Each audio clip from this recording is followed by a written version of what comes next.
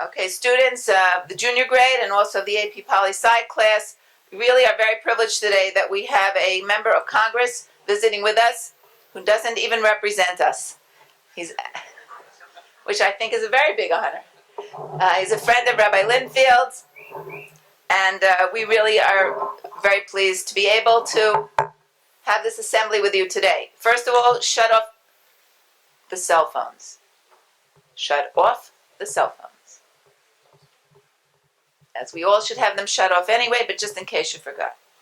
Okay, I'm going to let you know who our guest speaker is.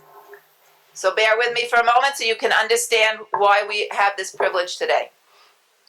Todd Rokita is the representative from Indiana's 4th Congressional District.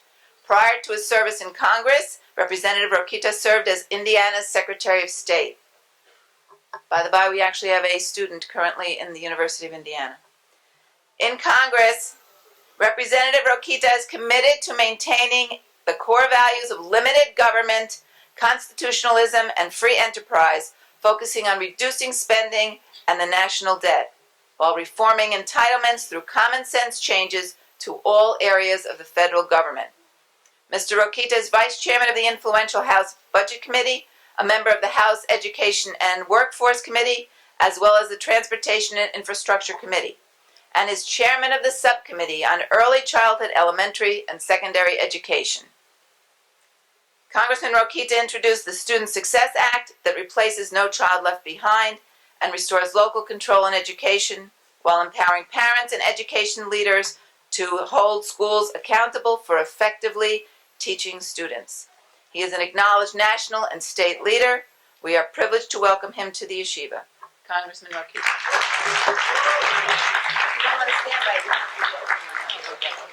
Thank you. Thank you, Ms. Sanders. I appreciate that introduction.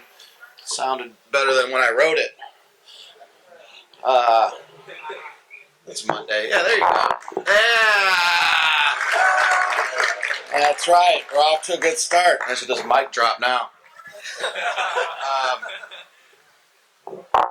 And Miss Kaplowitz, thank you very much for having me, too. I appreciate it. Anything I say incorrectly, it's Miss Shelley's fault. No, it's wholly my fault. It's wholly mine. And Rabbi Linfield, you've been a great friend for many years, and it's in Indiana where we first met. Thank you for bringing me. I appreciate it. Listen, everybody, as Ms. Sanders said, I don't represent you or your parents or your family at all. So that means I'm going to say whatever I want. No, in fact, my constituents, if they were here, would tell you the same thing. He says whatever he wants anyway. And I think that's the first point I'm going to leave you with. And I'm not going to talk very long at all because I want to get as many questions as I can. So the purpose for me being here in my official capacity is, as was said in my introduction, I'm the chairman of basically K through 12 education in Congress. And so I go all over the state of Indiana, all over my district, but also all over the country, seeing the best of schools and, frankly, the worst of schools. And so that's what brings me here today. Now, can you guess which side of the spectrum you're on? That's right. I've been given a short tour of this facility already, and I've met, unfortunately, so far, only just a few of you. But just in case you forget, just in case you're walking around these days feeling unappreciated, but also just casting a spirit of unappreciativeness, I want you to know how very, very blessed you are. How very, very blessed you are to have parents and a family and a community that care about you as much as they do to send you to a school like this. And I can say that with a good degree of authority, because it wasn't just a few months ago that I was in a school in northern Minnesota that didn't have heat. So you think about some of the distractions to learning, and you think of somewhere where your priorities in this school are and what you're being taught. And that's how I know on good authority that you're blessed. But my first point was, and this is, I understand there's a lot of poli-sci class or poli-sci students in here and some of the other government students in U.S. history and all that. My first point about politics I alluded to already, and that is, if you speak your mind after listening and you're honest with people, you'd be surprised what you can get elected to. You'd be surprised at how much the information, the news, would be received. Even if it's news or information that the pundits or the traditionalists, the folks who study political science, say you should never tell the electorate because they'll never vote for it because it's so unpopular. In fact, today in this country, and certainly in Indiana and my district, people are craving leadership. And that's all I just said. The ability to listen and tell people what you think in an honest fashion. People are craving leadership all over this country today, in my opinion. And in a certain way, if you look at the presidential candidates running on both sides, both political parties, you'll see that the ones that are doing the best are the ones that kind of just tell it like it is, at least are perceived as telling it like it is. So that's the first thing I'd offer in terms of politics. If any of you are ever thinking about serving in one capacity or another, it doesn't have to be elected politics. There are other ways to serve your community in a public fashion. And that leads to my second point. In a free republic, as this nation was set up, I think it's incumbent on each one of us at some point in our lives to serve our community. Whether it's through elected office or appointed office, but do that because that's the essence of self-governance, which is absolutely required in a free republic if we are to keep it. Does that phrase sound familiar, if we're to keep it? Have you heard the legend or the story of Benjamin Franklin when he came out of Constitutional Hall after inking the Constitution? Has this story crossed any of your books? It has? Who's saying yes? Wake up. Who's saying yes? No. Yes. It may not be true. It may not be true. I think it is. It's been a while since I've had my history class. But the idea was that Benjamin Franklin came out of the hall after writing the Constitution, and an elderly woman went up to him with a very bony finger in his chest and said, "Sir, what kind of government have you given us?" And after a pause, he replied, "Ma'am, you have a republic, comma, if you can keep it." So in a free republic, it's incumbent upon us to keep it. Now, the Constitution, this will be my last point before taking questions. The Constitution is the cornerstone of our American exceptionalism, capital A, capital E. Have you learned about American exceptionalism? Holy cow, Rabbi. What is happening here? Let me say, that we teach history here over 2 years. Junior year, we're like up to the Constitution. Okay. And senior year, these are just juniors for the most part. Okay. So the senior year would be when they do 20th century and they would be talking about America. Okay. It's an important point, and I'm going to give you a little preview then. Because this concept is not being taught in all schools everywhere. But it's the idea of American exceptionalism. Well, what do you think that means? Yes, sir.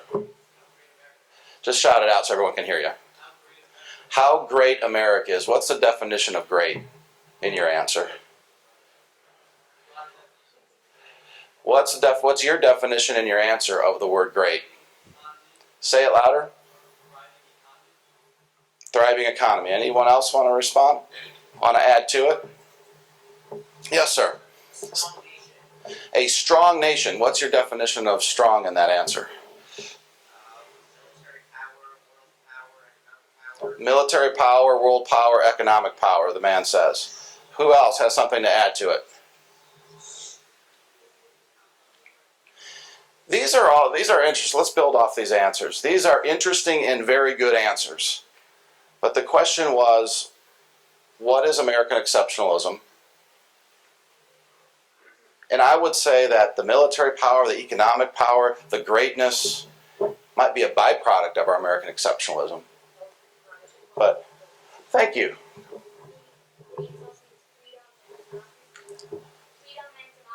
Freedom and democracy. Certainly freedom, and the republic is and the republicanism is a variation off of democracy. It's an indirect democracy for sure. So to me, and if you really boil it down to, I said the Constitution is a cornerstone of American exceptionalism. Why, I think was the question. And it's because it shows that we're unique to world history. And the document, the Constitution, proves that. So it's not, our exceptionalism doesn't come from the fact that we are a great military power. That might be a byproduct of our exceptionalism, but that doesn't mean, that doesn't describe what it is to be exceptional. It means we're unique. And why are we unique? Why is this country different than any one country that's come before it or has come since? Anyone want to guess? You shaking your head no. Talking to your friend. Yeah. Stand up. You right there. Yes. Yeah. Up, up, up. Stand up. Stand up. No, the guy behind you, actually.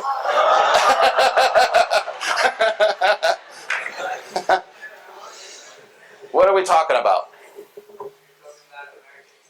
Right. Why? Why do you think?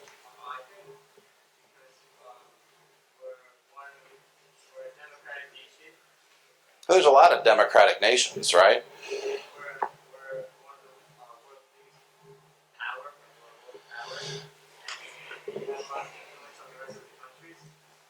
That sure is true. That's another byproduct. Okay, thank you. Sit down. Very good.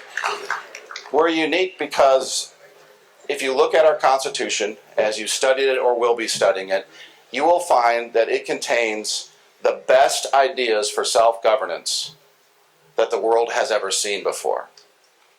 So never before have all the ideas for self-governance come together at the same time in one document. It hadn't happened in world history before 1787. And frankly, it's never happened the same way since. So those ideas of freedom, and with that, the personal responsibility, and ideas of self-governance, that the government is made up of we the people, and that the government, and not the other way around. That the government doesn't dictate to us, but it only goes as far as we allow it to go. At the time were brand new ideas that had never been practiced all together at the same time. That's our American exceptionalism. That's what makes it different.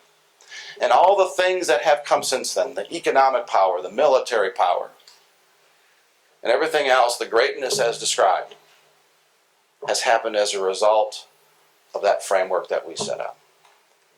That, my friends, is American exceptionalism at its core in this congressman's lay opinion.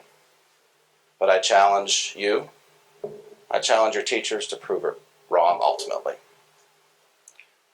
And I wish you the best of success in learning about this, because it's only if you learn it and practice it, these ideas of self-governance, that we're going to keep the republic like Franklin commanded all those years ago.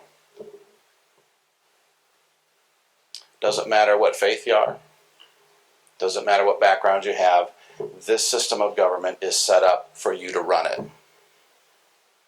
By the people, for the people. So, with that, I'm happy to take questions on anything that's on your mind regarding federal policies that we're dealing with in Washington, D.C., or even local things going on, or even questions about family or how I got here. I'm happy to take those. I just want to say thank you very much for having me. We have a number of questions that have already been, so who wants to go first? Okay, what is Jessica first? Last night, voters to approve a Braverman nuclear government review act in 2015. Do you believe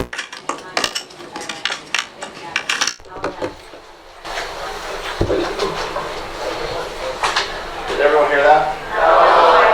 Shout it out. Stand up and shout it out. Last night,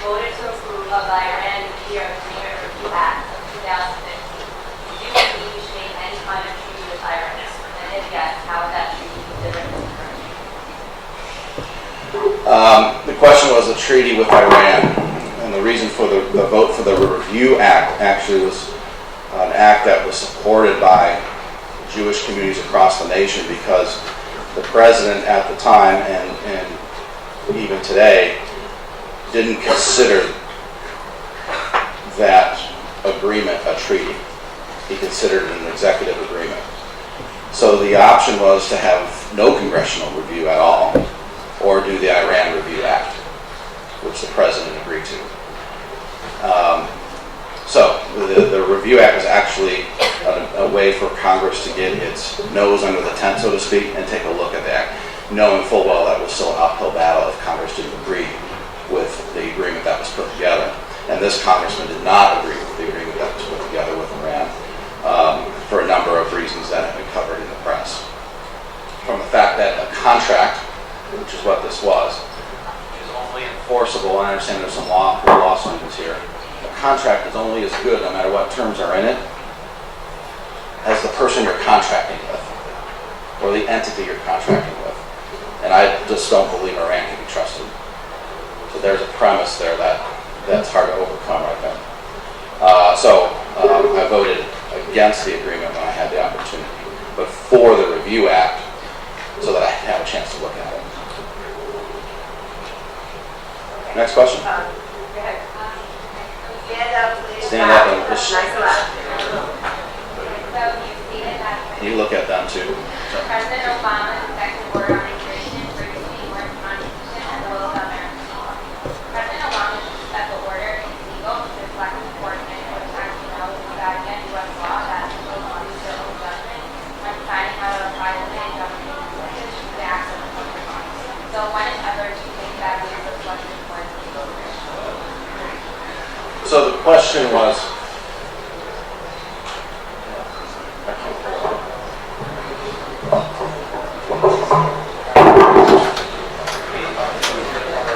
All right, so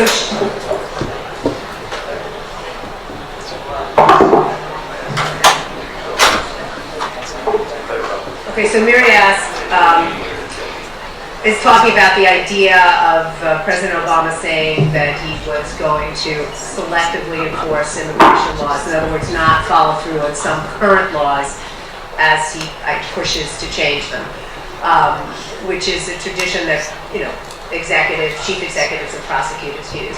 The congressman is in opposition to that, and he was being asked to explain why is he in opposition to the president using it, and does he ever feel that it would ever be appropriate to use selective enforcement? Thank you. Look, the executive branch is supposed to execute the laws, right? Not make them, not interpret them. Interpretation of laws is left to the judicial branch. So certainly, throughout all agencies, there was some discretion in carrying out a law. But the way he's interpreting it would ignore other laws, the fact that people are here illegally. Once he asks a question, he switches to particularly younger people, what they quote-unquote call the dreamers, who came here after birth, but came here solely, by virtue of their parents. They had no say in the matter. They were probably just babies or infants or very young people at the time. So it makes it a hard situation, but they are still here illegally. And that has to be dealt with. And back to my point about American exceptionalism and the Constitution, a primary point in that document is that the law is above all people. Another thing that makes us different. The king's not above the law. Other elites are not above the law. Children are not above the law. The law is supreme and is supposed to apply equally to everybody. And so my opposition to this overreaching executive order is based in that idea. It's not for a dislike of anybody or anything else, but there's ways to handle this. For example, the first illegal border crossing by anyone is a misdemeanor. So in American jurisprudence, we have everything from a $10 court fine, well, maybe not in New York City, but a $10 court fine to execution. Right? It runs the gamut. So I believe that we can solve these problems with illegal immigration by coming up with the right amount of punishment mean you have to be deported and rounded up or taken away or anything like that. Certainly if you're a felony already for another reason, that might be a good reason to do that. But for a first-time border crosser, I think we can come up with a financial amount that's equitable, that allows people then to get in line and be legal, productive members of this nation.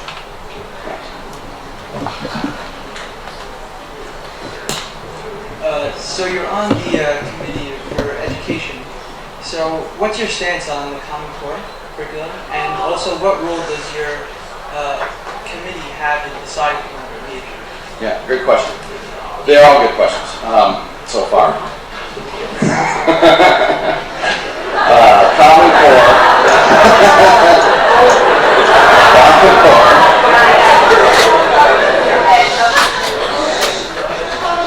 So the federal role in Common Core, these are the standards for K through 12 education. There really should be no federal role. Right now, the Department of Education, by giving waivers to the No Child Left Behind law, has through the back door made Common Core prerequisite in certain cases for a state to get its own property back. It's people the tax money that we give to Washington D.C. So there's that. But in my signature bill this Congress and the full committee chairman's bill, John Klein, H.R. 5, we say that the federal government is strictly prohibited from making Common Core a prerequisite to getting federal funding. Now, if a state wants to implement Common Core standards, that's up to the state, its voters, local school boards, etc. If the state doesn't want to, that's fine as well. But it can't be a prerequisite for a state to get its property back. So what we're doing here is an exercise in federalism. And that's really where most of education should be anyway, if not all of it. I don't find the word education in the context we're just talking about now, or even period, in the Constitution at all. I certainly don't see it as an Article 1, Section 8 enumerated power. So you have to wonder how we got to this place where there's federal control over our education to begin with. We'll get to that, which is what you're Which GOP candidate you felt represented the party best and who you're supporting for? I have endorsed and full-heartedly support Marco Rubio as the president.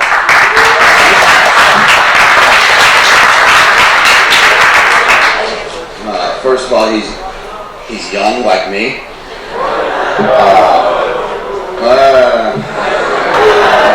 Youngish.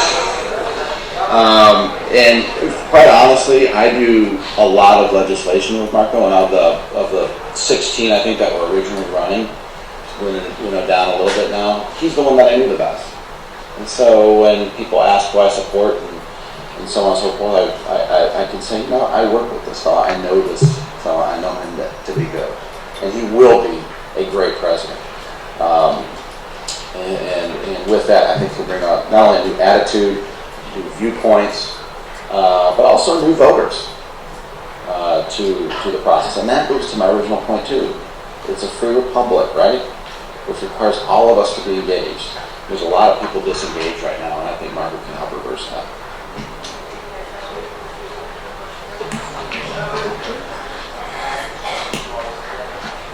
You voted to amend the Family Education Rights and Privacy Act, which gives students and their parents access to student files as well as other rights. Could you please explain exactly how the amendments change the rights given in the original law? Thank you. Young lady, what you're describing is what we commonly call in Washington and perhaps in school districts as FERPA.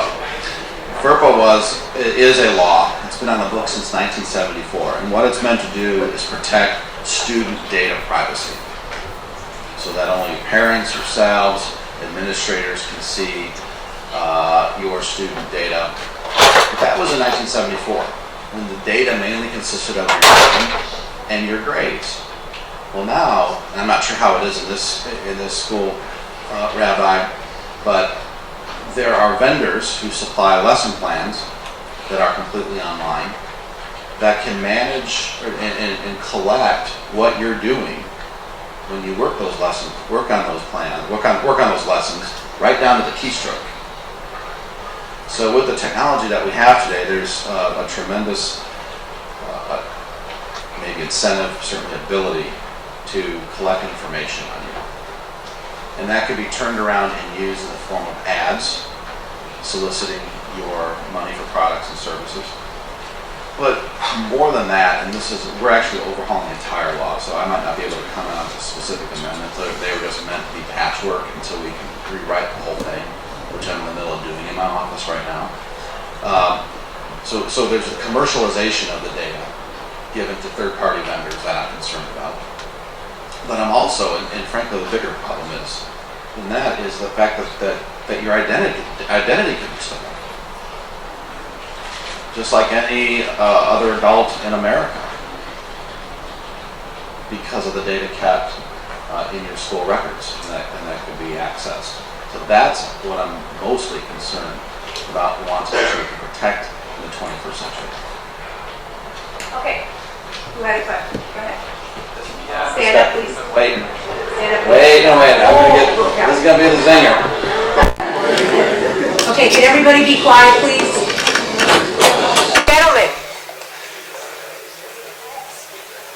Go ahead, please. What are your thoughts on the legalization of marijuana? Okay. That would have been a more serious question if you hadn't people. Yeah, I mean, I think it would have been a funny question. I think it is funny, except that we have a state now that has legalized it. It makes it a very serious issue. Two things. First of all, I might do this in backwards order, but I think it should be a state issue for the same reasons I think education and most everything else not enumerated in Article 1, Section 8 of the Constitution should be a state issue. We shouldn't have a federal decree on it. Really, either way, and there's a federal law against it, which puts a serious conflict between the states that enact it as legal now, by the way. But secondly, I don't like it. Right? I said at the beginning of this, and that if you're going to have a free republic, you need engaged citizens. And pot makes you dumber. It does. It disengages you. And it's the exact wrong thing needed for a free republic. And so, in a lot of ways, I think those who really, really push it, really want it, in a way, it'll be easier to control population that way. If they're dumb and disengaged. And really, that's what drugs of any kind do. And so, I don't think we need to go down the slippery slope of legalizing more drugs.